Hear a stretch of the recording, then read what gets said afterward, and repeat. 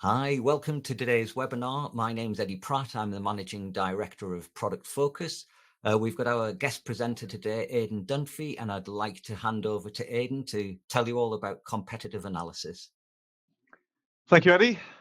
So, hello, everybody. My name is Aidan Dunphy. I've been working in product management for over a quarter of a century now, mainly on software businesses, selling large software products to governments, and also working for an agency for a few years, selling to every other kind of organization you could possibly imagine. I've occupied many different roles in product organizations at senior levels for most of the last 10 to 15 years. And I'm currently involved in a couple of startups and also advising some larger businesses as a board advisor. So that's my background. Today I'm going to deliver this webinar for Product Focus, who are most definitely Europe's #1 product management training business and a global leader. So we do work across the world in dozens of countries.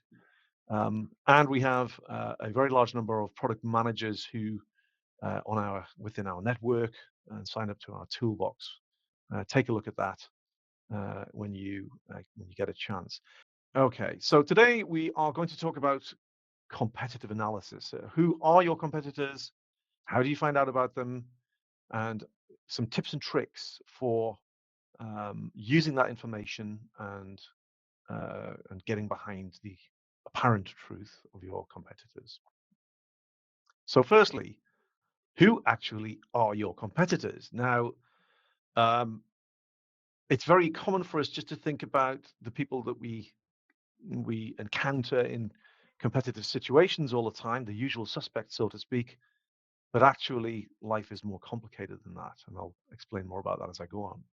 Now, in any product context, we have to think about the marketplace. So I like to define a marketplace as somewhere where there is an exchange of value and where your customers have choices, right? They can choose your product or something else. And the exchange of value normally involves you providing a product and your customer giving you money. But if you are an internal product manager, there might be a proxy for money, but there is still an exchange of value and your customers still have choices, even for internal products. And sometimes we can be our own worst enemy, but usually our enemy is a competitor, somebody who's trying to win sales at our expense. So it's important that you know who these people are, these organizations, where they are, what their products are, the truth about those things. Why is it that some of our potential customers buy from our competitor rather than us? Indeed, why is it that they buy from us? Right? So there are many different things you need to think about. And this situation is dynamic. Markets change over time. Just go back to the previous slide. There are trends. You can see there at the bottom. There are things like the change of the economic cycle. There are macro trends that will drive changes in the marketplace. And technology is always advancing. And so our competitors, remember, aren't standing still. Also, they are trying to improve. They are trying to take more business from us. All right, they're trying to look for new opportunities, and so these things don't stand still. We need to get as much information as we can and keep getting information, keep it up to date. So, a common challenge. I used that usual suspects illustration at the top of this section. A common challenge for many companies is that they tend to think only of, as I mentioned, of the direct competition that they encounter in a competitive situation. So this model that we're looking at here is very helpful to try to broaden your horizons and think more broadly about competition. So the center circle is products like ours, right? Products that look and arrive in a similar form to ours, right? And so you might see those on the same shelf in the supermarket, so to speak. But then the next circle outwards, the other options, these are different ways of solving the same problem. So these are substitutes, so to speak, right? And maybe you think about those, but it's a common error for many organizations to fail to think about the outer circle, which is alternative priorities. All right. Now, give you an example of this. Netflix, as we see in the center of this circle here, has some direct competition in the form of products that look and arrive in a similar form to Netflix. So Disney Plus, Apple TV, etc. And there are some competitors like Amazon Prime Video, which arrives in a slightly different form, but it is essentially the same proposition, right? So you pay money to stream video content. But if you look on the next circle out, there are other ways of getting hold of video content. If you want to watch a movie, you can watch something on YouTube. There is free-to-air services. So Freeview is a UK-based free-to-air digital um, service, or indeed there are illegal, nefarious means of getting hold of content. And these are also competition for Netflix. But if you look at the outer circle, Netflix is also competing against other things that somebody could spend their time on, right? Let alone their money. So they could listen to music, they could go for a walk, they could go to a restaurant for a meal. Now, famously, Reed Hastings, one of the co-founders of Netflix, during an earnings call, made the comment that Netflix was competing against sleep. He said, you know, we and this is a few years ago before things, you know, things have changed a little bit in the streaming market. But the point he was making was um, their customers are they're consuming Netflix content, they get tired and they want to go to bed. And actually, what Netflix are trying to do is to keep them awake and keep them consuming content because they wanted their customers to be addicted to Netflix content and therefore to keep paying for the subscription fee. So that's a slightly sinister sounding but realistic, I think, quite a perceptive understanding of what it is that Netflix was competing against. So when you think about your product, remember it's not just the products that are positioning the same as yours. Your customers have alternatives, right? They could just not buy anything to solve this problem. And so you'll often see advertising campaigns that are trying to highlight the problem that your product solves in order to incentivize your customers to buy any solution for the problem. Um, Benchmarking is a useful way of trying to get some kind of objective measurement of how your product ranks against competitive offerings. Now, a well-known example of this is the Gartner Magic Quadrant, right? So Gartner, the research agency, has used this tool for quite a few years now. The dimensions of this are completeness of vision. So how to what extent do you have a fully formed proposition for in the space that you operate, and ability to execute? So how well, how capable are you in actually delivering on that vision? And the idea is that the market leaders want to be in the top right-hand quadrant, in the leaders quadrant, right? So they are not only delivering well today, but also have a broad vision for where success of tomorrow can come from.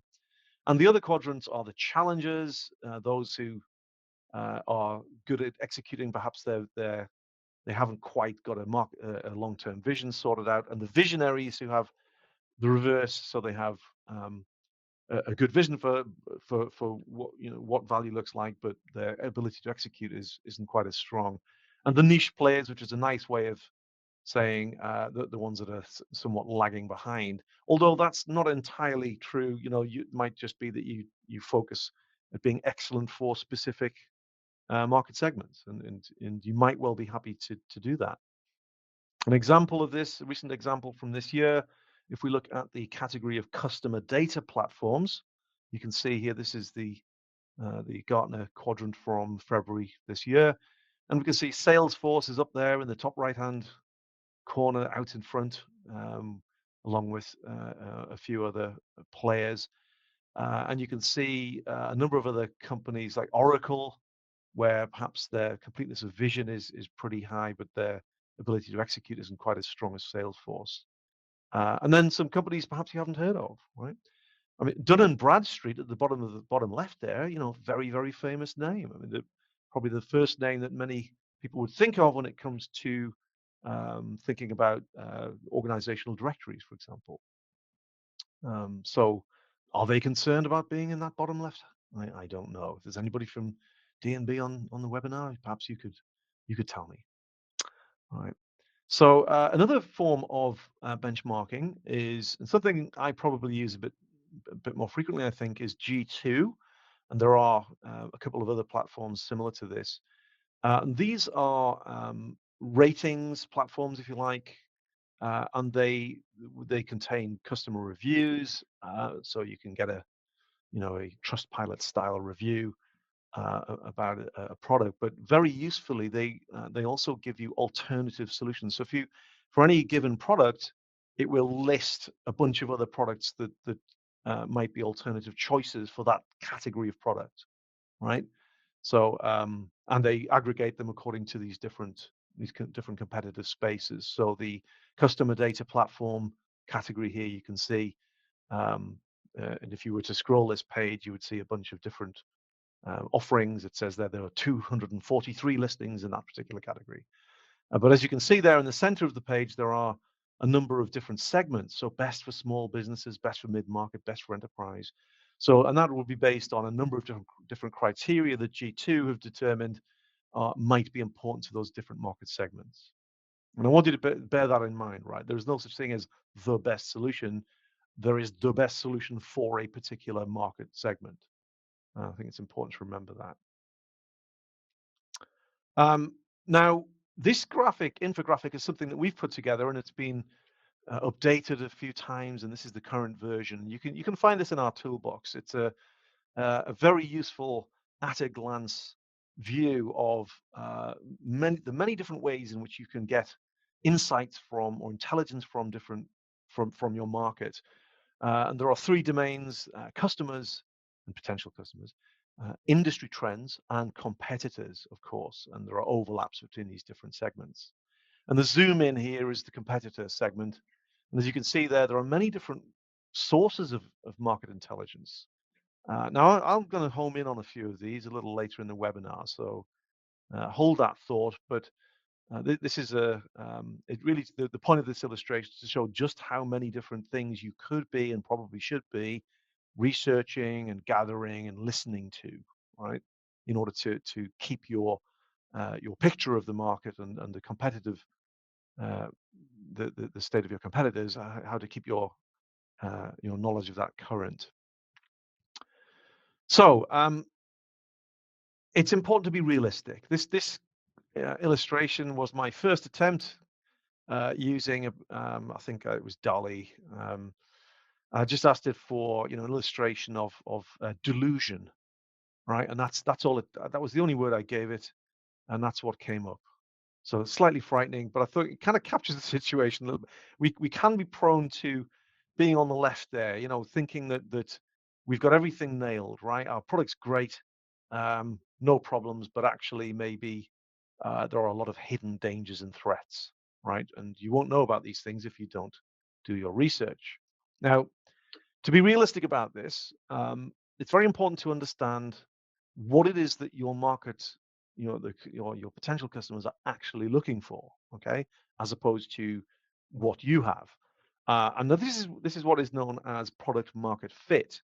You'll see this abbreviated to PMF. And it talks to the concept of trying to align what it is you do with what your customers are seeking, or indeed what they desire, or the problems that they have that you could solve. They don't always know that you can solve those problems. But achieving product market fit is necessary in order to achieve the ability to deliver good value to your customers in a competitive way. Now, when thinking about this, we must remember that it's not just about product features, right? A lot of product management, a lot of the product management world spends too much time talking about product features, and in the software world in particular, right? But it's true really of any product environment. But in reality, your customers consider many different aspects of your proposition when choosing what to buy. Now, I want to give a quick example of this. If you buy an iPhone, or indeed any premium consumer technology these days, think about the packaging that arrives in, right? It doesn't arrive in a jiffy pack, right? Or a just brown paper parcel. It's going to arrive in a beautifully engineered package that opens in a very clever way and is made of sustainable materials, right? That makes you feel good, makes you feel special, right? And that doesn't happen by accident. Apple don't do that because they just because they love you and they care about the planet. They do that also because they know that is part of your experience of the Apple brand and the whole experience of buying a product and a solution from Apple, right? So you don't typically tear that box up and throw it in the bin. You normally keep it because it is a valuable artifact in its own right. So remember, it's not just the features of the phone itself that matters, it's the whole experience. This is why you see people queuing outside the Apple stores when there is a new release, right? They are so excited they want to be one of the first people to have that new model, right? And you see uh, innumerable review sites and unboxing videos and all that kind of stuff. People who are experiencing the whole proposition, right? And then on this slide, you can see there are many different suggestions for some of the different things that you really should be thinking about when trying to analyze your competitive strength. So when it comes down to this product market fit question, you have to consider, well, which are the elements, the attributes of our offering that we think our customers will care about? And not all of your customers will have the same priorities, right? So different segments will care more or less about different aspects of your proposition. So in this example here, we can see we've chosen features, CX or customer experience, terms and conditions, pricing, etc. But those jigsaw slices are slightly different sizes because in this example, what we're saying is there might be a particular market that we are addressing where they care more about the customer experience, about the price point, about some non-functional requirements than they do about functionality or terms and conditions, for example. And this is really, really super important. And understanding, trying to get a good understanding of what it is that your customers' priorities are can be difficult, right? You are going to have to do research.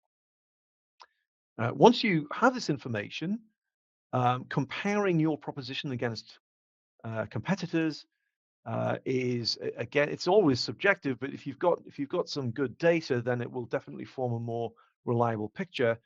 And there's a useful template here, which is a relative method. So rather than trying to say we are good or bad, this is about saying are we better or worse than or on a par with our competitor for each of these different attributes. So we've chosen vendor credibility, functionality, etc. And there might be up to 5 different competitors that we might be analyzing here. And based on research that we've conducted, we might have formed an opinion that we are better or worse or similar to each of these different competitors for each of those different attributes. And then you can start to make a decision based on that as to how to which market segments perhaps you address, or should you do something to improve your product, etc. We'll come back to that point a little later. It can be very difficult to find out this stuff because at the end of the day, most in a competitive market, most product vendors will try to obscure this information. They don't want their competitors finding out about their product, and so it's common, especially in enterprise products, to try to obscure that. So for example, and also there may not be a like-for-like comparison.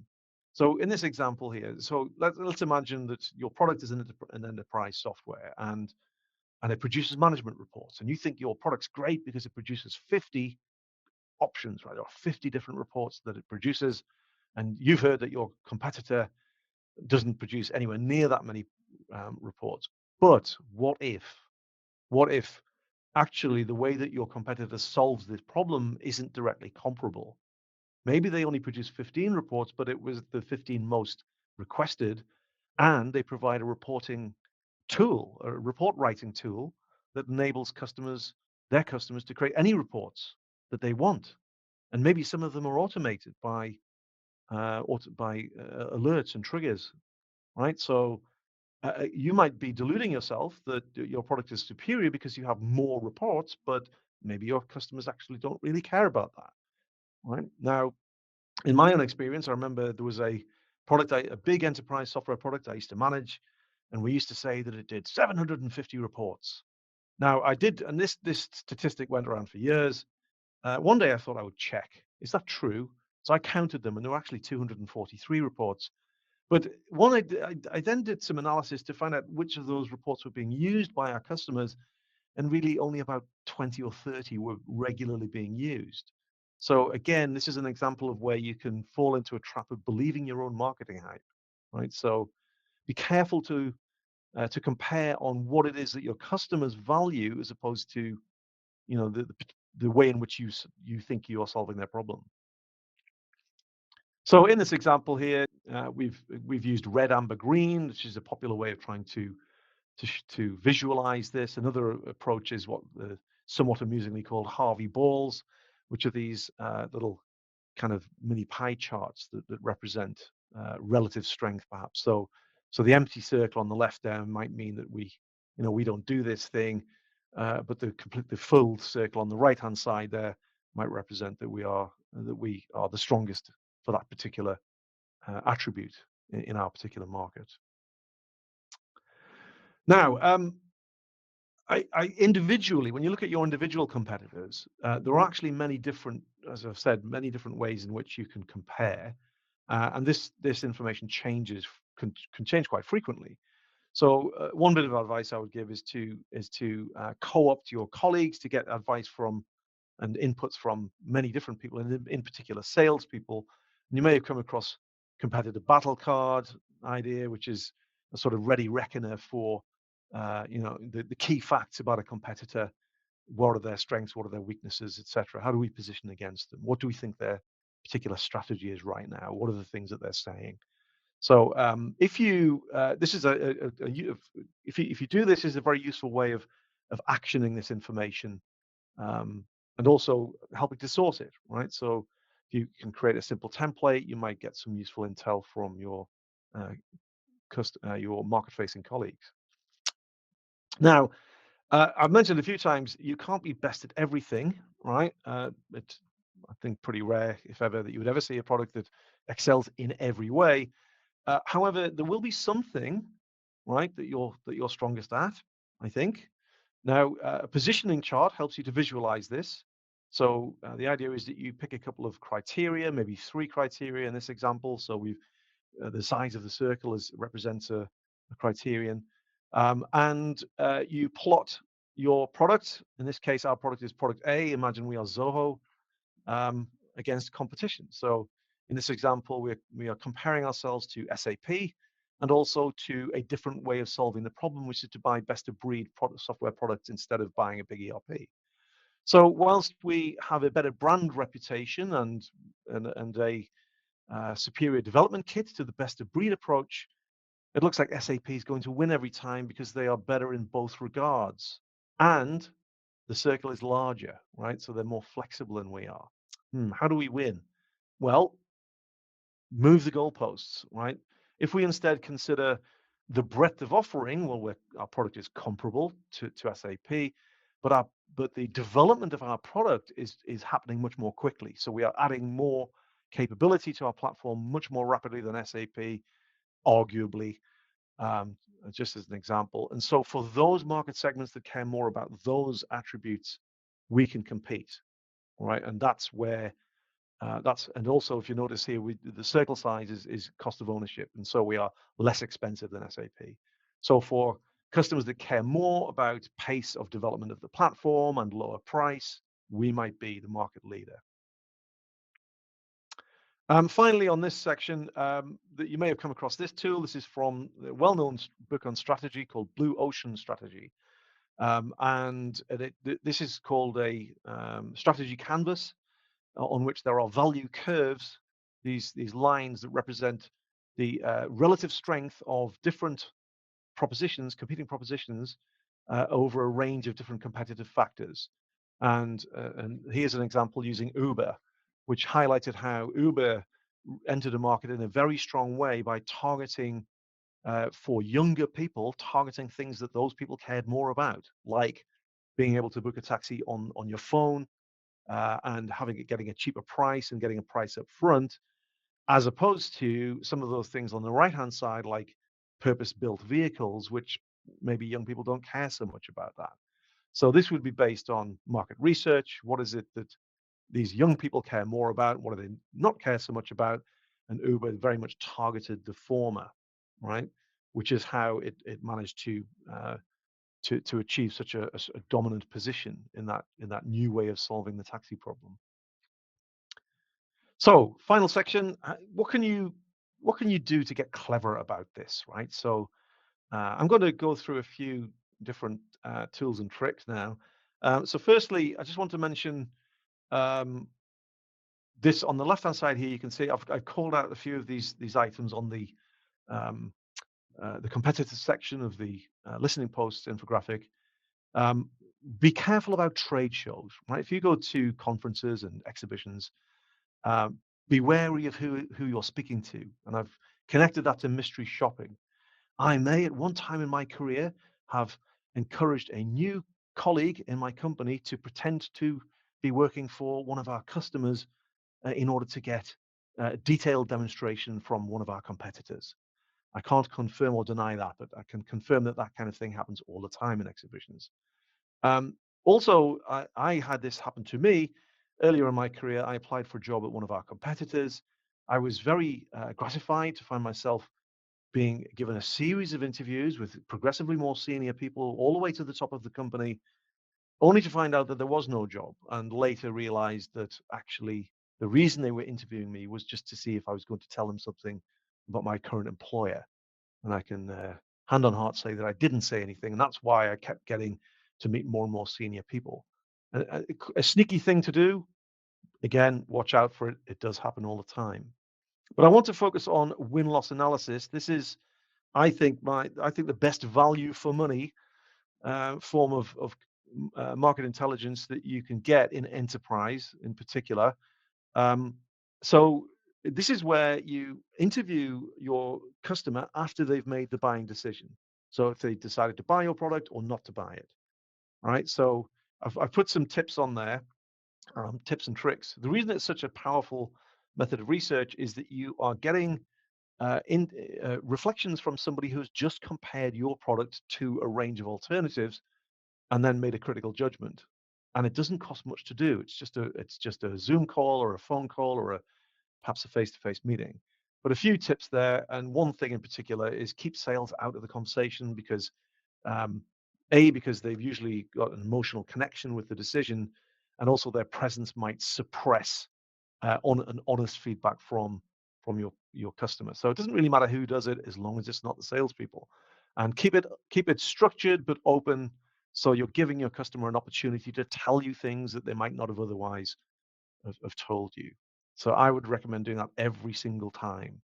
It doesn't cost much to do, and you can get some really, really useful information. There are many different ways of tracking what happens online. Now, this chart represents this shows click-through rates based on your ranking on Google. So as you can see there, this is why companies spend so much time on search engine optimization or SEO. And there's definitely a big benefit there to being on the front page of Google, or even the top ranking result, right? However, things are changing, as I'm sure you're aware. I mean, the front page of Google is mostly paid ads now and AI driven content. So SEO isn't quite the thing it used to be, but it is still an important tool in the armory of trying to get in front of customers' minds. It's a good way of learning about what your competitors are pushing, right? Try to work out what techniques are they using to try to get more noticed, right? What keywords, what kind of things do they mention? Look at their social media, right? The nature of this stuff is that it's public, so you can and should be checking it all the time, right? It may be a subjective judgment as to what inference you can draw from that, but in a sense, it's free research, right? And Google Alerts is a good tip, free to do. Google will tell you anytime something significant happens with your competitor. They won a new contract. There's some bad news. There's some, new release or something. Again, just free sources of information. Now, there's been a lot said about AI, of course, in regard to product management, and I just want to highlight a couple of things to think about. One is that AI can be used in some quite clever ways to influence market positioning. This is a thread from X, formerly Twitter, from November last year. A bit of a brag there from Jake Ward, talking about how they had used, and I tried this myself. Just I didn't actually execute it because I think it's a little questionable, but I wanted to see how it worked. So you can quite easily use AI to very quickly create an awful lot of content in order to derail somebody else's content strategy, right? So have a look at that if you want to see how they did it. It only cost them a few $1,000 to do, and they claim that it stole a great deal of commercial traffic from a competitor. Bit of an eye opener. This is something I did just last week, just as an example of using Perplexity.ai in this case as a research tool. I just asked it to produce a simple comparative grid for Canva versus some of its competitors, right? Again, very, very cheap to do, very easy. So this is something that a lot of product management people are doing now because it's so easy to do. Just be slightly wary. I would usually try it a few different times, maybe use a few different large language models, because you do get different results from them depending on, their own particular characteristics. So as ever with any of these AI, generative AI tools, use your own judgment at the end of the day, right? And take with a pinch of salt, but they can greatly speed your research. Now, what do you do with this information? Well, how do you turn this into strategy? Well, I'm sure you've come across the SWOT um, analysis idea before: strengths, weaknesses, opportunities, and threats. Now, yeah, but so what, right? What do you do about this? Well, there's a really helpful extension of SWOT called TOES, and again, you can find this template in our toolbox. Um, So having gathered your information about strengths, weaknesses, opportunities, and threats of your product compared to competitors, um, the TOES analysis then relates the strengths to the opportunities, the weaknesses to the opportunities, and so on, to help you to formulate different strategies to exploit opportunities, to defend against your weaknesses, to to exploit your competitors' weaknesses, and so on. So take a look at that. Very simple idea, but pretty powerful, and prompts you to think about different approaches. So finally, there's a number of reasons why this can be difficult. So carrying out competitive research, why don't we do it all the time, right? Well, here's some reasons why. Often there's a feeling in an organization that everybody already knows who the competition is and what they do. In my experience, that's rarely true. If you haven't been conducting recent research, what people often know is what they knew from a few years ago, or just some partial information. Another problem is only listening to your existing customers, which is a form of survivor bias, right? You're only listening to the people that already like you, right? And so what you haven't heard from is the people that never spoke to you, right? Or chose not to buy your product. Keeping too busy, right, is a problem. Saying, well, I don't really have the time or the budget to do this. Well, this is, for me, is an example of where tactical work is squeezing out strategic work. And so it is difficult to take time and money to do things like research, but it's absolutely worth it, right? And then finally, sometimes it's just that the decisions have already been made, right? And there isn't really any scope to influence that. And the longer that time horizon is, then the greater the threat that your plans are based on old or misplaced information. So carrying out research is usually will encounter some of these barriers, but I think anybody working in product management should be doing this stuff on a regular basis. So to finish up, just to summarize, I think it's very important that you remember the outside in view, right? So remember, competition is about what your market thinks about your product compared to alternatives, not what you think about it, right?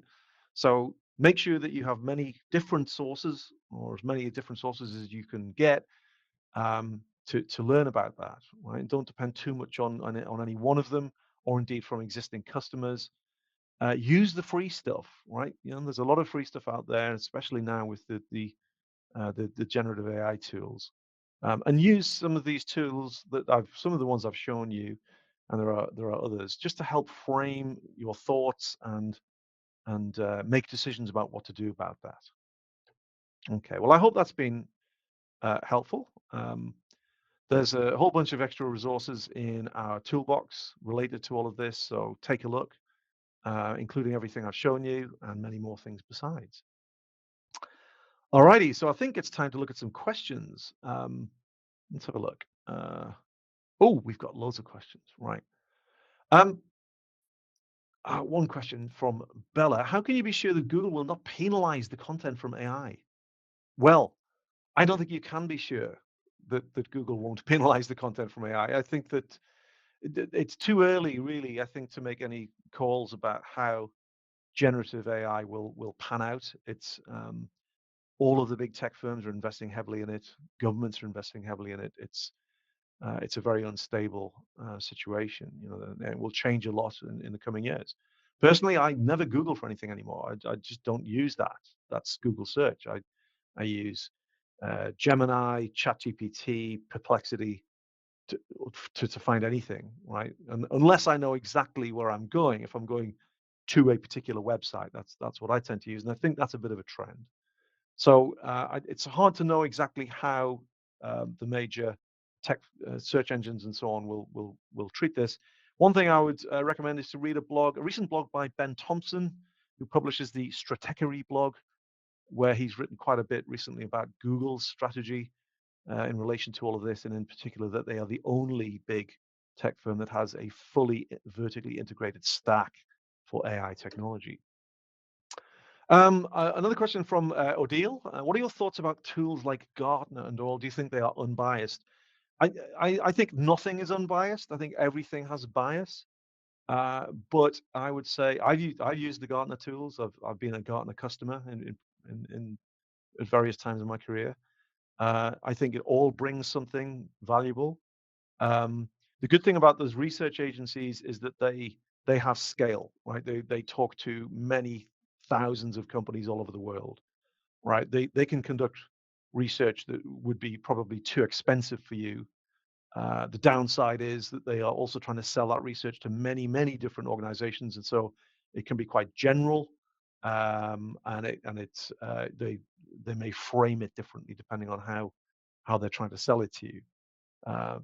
So really, this was the point of the listening post infographic. Don't depend too much on one source, right? Next question from Rosario. What proportion of the customers you asked to give you feedback after an unsuccessful sale agree to help? In my experience, so the question there is, how often do people just refuse to give you feedback, right? In my experience, one of the tips I mentioned there was, what did I say? Arrange the call before the decision is made, right? Get commitment for a 15 to 20-minute call before they make the decision. In my experience, nobody will ever refuse to do that, right? If you leave it until after the decision, you might find that the line's gone dead and people won't speak to you because they've moved on. They are now busy talking to the successful vendor and they don't want to give you their time. So get them to commit to it before the decision is made, would be my recommendation. Eddie is answering the question about, there was a question there from Balkissa about a template for win-loss analysis interview. I think we'll get back to you on that one. There's something in the toolbox, as Eddie's just put in the chat there. Another question from Balkissa, how do we get information on the competitor roadmap and to some extent on their strategy before product release? Well, that's the $6 million question, is it not, right? It's very often very difficult to get information about a competitor's roadmap. Often it will come from friendly customers who might be giving you information that they're probably not supposed to give you. Um, Sometimes I've mentioned some of the other slightly sneaky techniques like interviewing people or pretending to be a customer, but in general, this is by definition difficult to do. Sometimes some organizations publish their roadmap, right? The other thing I would say is how important is the roadmap, right? So is it more important to actually deliver great outcomes for your customers rather than make promises about the future? So I'm not saying it's not important, but put it in its place, right? A great reputation and referrals will trump promises about the future, in my experience.